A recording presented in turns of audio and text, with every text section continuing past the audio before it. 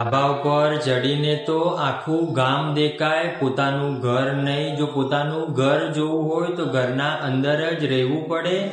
અભિમાનનું પણ કંઈક આવું જ છે કે અભિમાન પણ જ્યારે આપણને આવી જાય છે ત્યારે આપણને એ દેખાતો નથી, પણ દુનિયામાં વાતો જરૂર થાય છે. જય માતાજી મિત્રો, હર હર મહાદેવ. હું યોગેશ મહારાજ. આજે આપણે જાણીએ કે ભુવાજી જ્યારે ભગવાન બની જાય ત્યારે દેવને ડૂબવાનો વારો આવે. માં મેલડીના પરચાની વાત તો ગામે ગામ થાય છે, પણ સતુ ભુવાજીના વિરોધના ચર્ચા દેશ વિદેશમાં થવા લાગ્યા છે. તે ભુવાજીનું કહેવું એવું છે કે જ્યારે દુનિયાના ડોક્ટર કે દુનિયાનું મશીન ના પાડે ત્યારે એકવાર કોરડા ધક્કો ખાજો. પણ જે લોકોએ કોરડા ગામ ધક્કો ખાધો છે એ લોકોનું એવું કહેવું હતું કે અમારા સાથે લૂંટપાટ થાય છે. માં મેલડીના નામે ત્યાં ખોટા ધતીંગ થતા હોય છે, અને તાવાના નામે જે આજે આટલા રૂપિયા લે છે તો અમુક લોકો એવું કહે છે કે માં મેલડીને જોઈએ છે કે ભુવાજીનું ઘર ભરવું છે. તેના વિશે આજે આપણે સંપૂર્ણ માહિતી જાણશું કે સતુ ભુવાજીના સાનિધ્યમાં તાવાના કેટલા રૂપિયા લેવાય છે, અને જો લેવાતા હોય તો આપણે ના આપીએ ત્યારે એમના જોડે કેવો વ્યવહાર કરવામાં આવે છે. આ વિડીયોના માધ્યમથી આપણે સટીક જાણકારી અવશ્ય જાણશું. સતુ ભુવાજીની માળવાળી મેલડી બોલે એટલે લોઢામાં લીટો પડે. માળવાળી મેલડીના પરચા તો આજે દેશ વિદેશમાં છે. સતુ ભુવાજીએ એમના ત્યાં એવા હજારો ને લાખો લોકોના દુઃખ દૂર કર્યા છે. માળવાળી મેલડી એટલે સેવકોની સિંહણ. જે સેવકોને કોઈનો આધાર નથી એને માળવાળી મેલડીનો આધાર છે. પણ જે લોકો સાનિધ્યમાં જઈને આવે છે એ લોકોના જો કામ નથી થતા ત્યારે ભુવાજીનો વિરોધ કરે છે. ભુવાજીનો વિરોધ કરવો ના કરવો એ તમારો પ્રશ્ન છે, પણ પરચા માતાજીના હોય છે, ભુવાજીના નહીં. સતુ ભુવાજી ક્યારે એમના મુખે એવું નથી કીધું કે તમે પરાણે મારા સાનિધ્યમાં આવો, પણ એમનો એવો ભાવ છે કે જો તમે હારી ગયા હોય તો મારા સાનિધ્યમાં નહીં આવો તો ચાલશે, પણ માં મેલડી ઉપર વિશ્વાસ રાખજો. માં મેલડી તમારા જીવનના અંદર ક્યારે અંધકાર નહીં આવવા દે. પણ કેટલાક લોકોએ હવે એવું કીધું કે અમારું કામ થઈ ગયું હતું, અમે સતુ ભુવાજીના સાનિધ્યમાં ગયા ત્યારે એમને એવું કીધું કે અમારે માતાજીનો તાવો કરવો છે, ત્યારે એમને દક્ષિણા માંગી. ત્યારે એ લોકોનું કહેવું એવું હતું કે મનમાં આવે એવી વાત કરતા હોય છે, એમને ધાર્યું હોય એટલા રૂપિયા લોકોના પાસે પડાવતા હોય છે.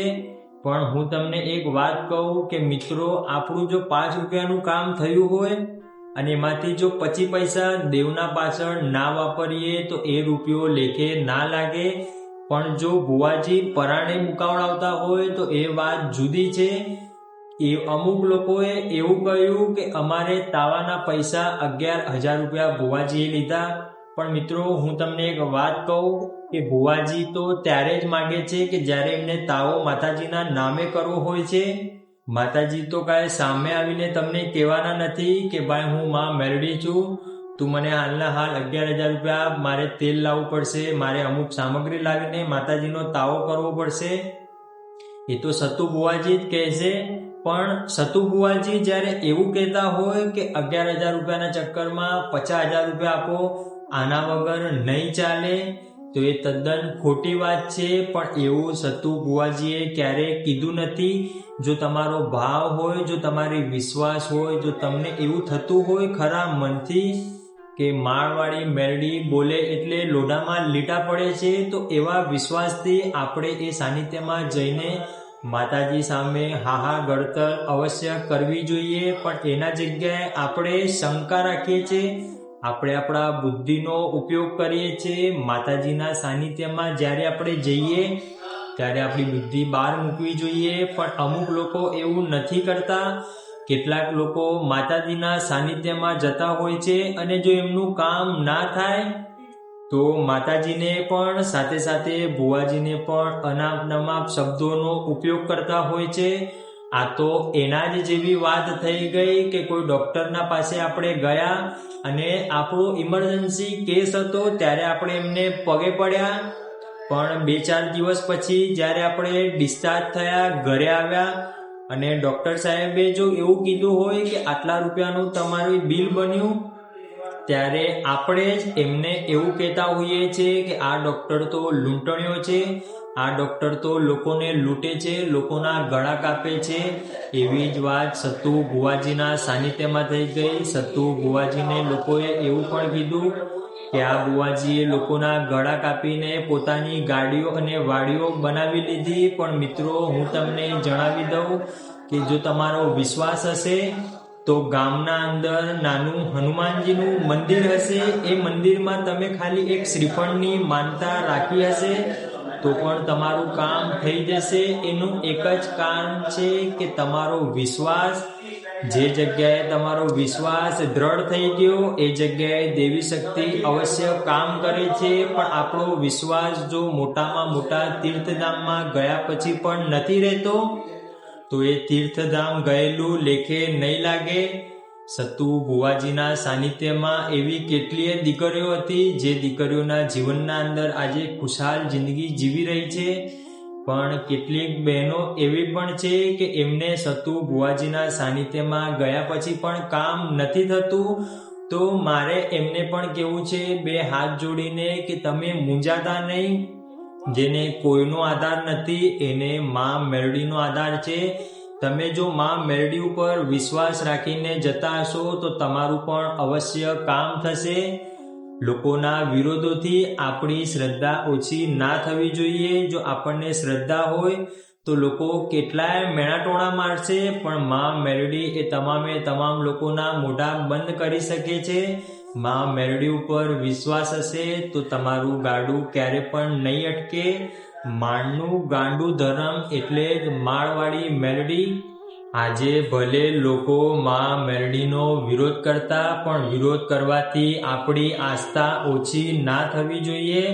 વાત રહી બુવાજીના વિરોધની, તો બુવાજીનું જો સત કર્મ હશે તો એમને માં મેરડીનો આશરો અવશ્ય રહેશે. પણ જો ખોટા કર્મ હશે તો કર્માધીન ફળ ભોગવ્યા વગર છૂટકો નથી. આપણે માં મેરડીનો વિરોધ કરનાર કોણ? અને આપણે જ્યારે તાવાના પૈસા આપવાની ના પાડીએ છીએ ત્યારે આપણે એક વાત અંદર જાણી લેવાની કે આપણું જો હોના જેવું કાર્ય થયું હોય, માં મેરડી જો હોના જેવું મળી હોય, તો આપણે માં મેરડી પાછળ જો થોડા અમુક પૈસા વાપર્યા હશે તો એને વાપર્યા ના માનતા, એને વાવ્યું માનજો.